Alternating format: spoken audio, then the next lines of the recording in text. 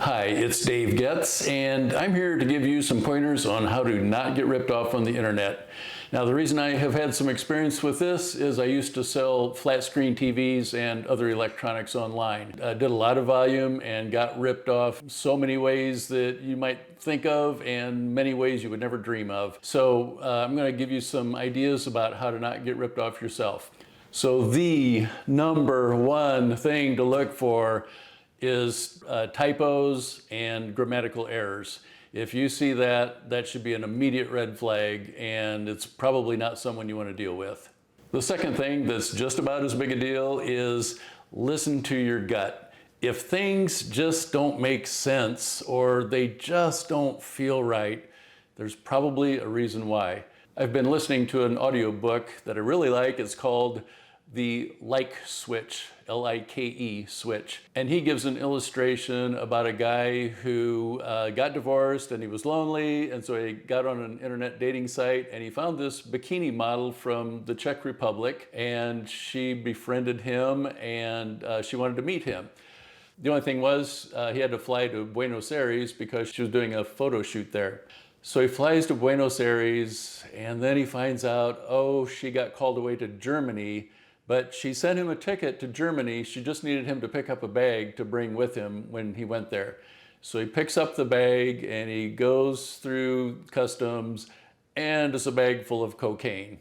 He got arrested, thrown in jail, and the other inmates there, after about a month, finally convinced him that maybe this wasn't a bikini model after all. Well, what should have been his first clue? Here's Joe Nobody, and he's got this bikini model that wants to meet him and, go away with him. So listen to your gut, and if things don't make sense, don't do it. Now, for internet ads, they can say anything they want in the text line, but if you hover over where it says who the ad is from, you'll see a little box that'll show up at the bottom of your screen, and that will be the real internet address. So in this case, you can see it's legitimate because it's youtube.com. And by the way, anything after the .com doesn't matter as long as it's a legitimate site like youtube.com or my site, realtordavegets.com. Everything after that is irrelevant and it's safe.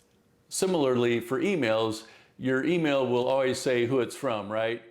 But whoever's sending it can put in anything they want there. So again, if you hover over that email address, it will bring up a little box automatically, and that will show you the name of the real sender. So if it's completely different from who it says it's from, it could say it's amazon.com, and then you hover over it and it's from Joe Nichols from Alabama.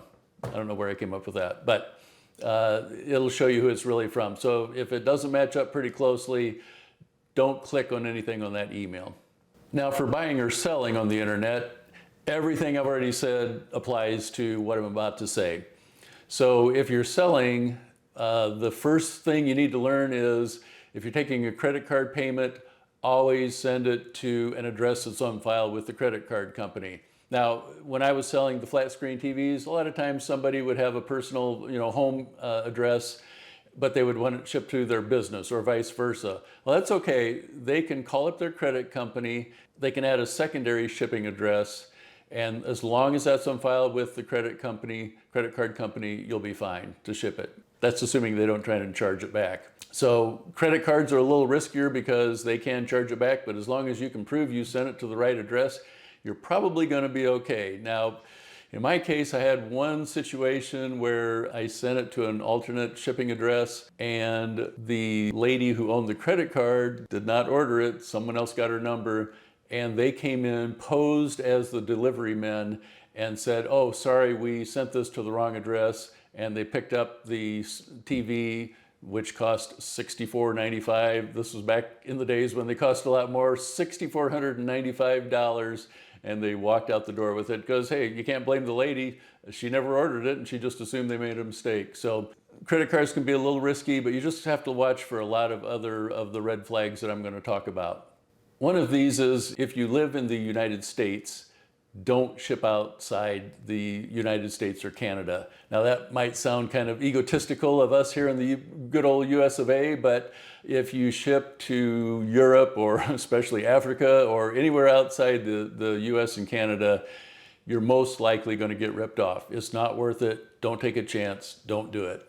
Now, these days, everybody wants everything in a hurry. I mean, Amazon has kind of spoiled us, right? But if you got somebody who's wanting a higher ticket item and they want to get it right away, and especially if they're ordering it on a Friday afternoon, be very leery of that. That could be a red flag. Doesn't mean that you shouldn't ship it, but just kind of be aware of that.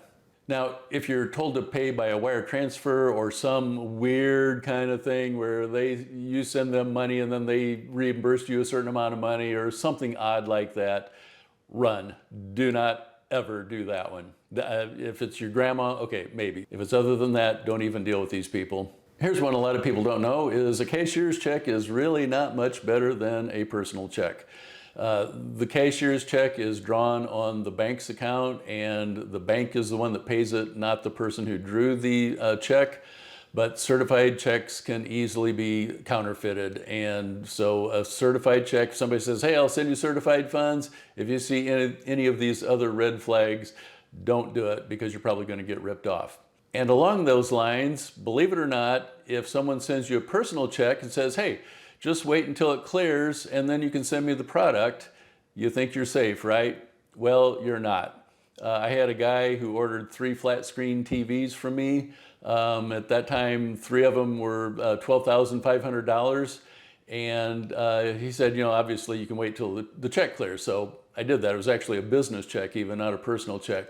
Got the check, let it clear, shipped off the 3 flat screen TVs to Miami, and a week or 2 later, I get a chargeback on my account for $12,500 out of my checking account, and I got that notice on Christmas Eve.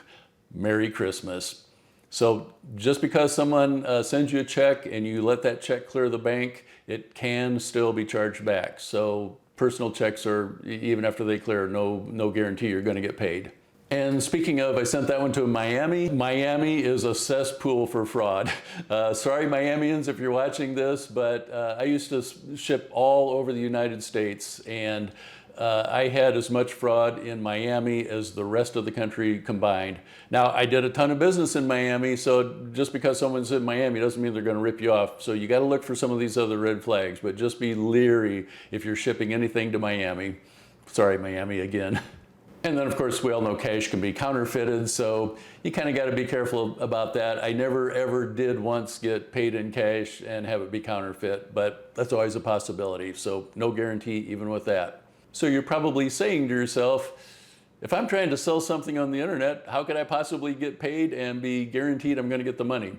Well, there is one possibility, and that is wire transfer. But even that comes with a caveat. What you have to do is have a secondary checking account and have the wire transfer go to that account, and then before you ship anything, transfer that money out of the account into your main account. And just keep a very low balance, like $1 or $2 or whatever the minimum is to keep that account open. And that's the one and only way to get paid and know you're going to get the money by selling on the internet. Now, conversely, if you're a buyer and the seller wants you to pay by a wire transfer or MoneyGram or any of those types of wire payments, don't do it unless you are extremely comfortable with that seller, like if you know them personally or something like that. But otherwise, you're taking a huge chance if you send a wire transfer, because once they get that money, it's gone and you have no way to charge it back and get that money back. So I hope all that has been helpful, and good luck out there navigating the cyber sphere of the internet, and hopefully these hints will help keep you from getting ripped off. Thanks.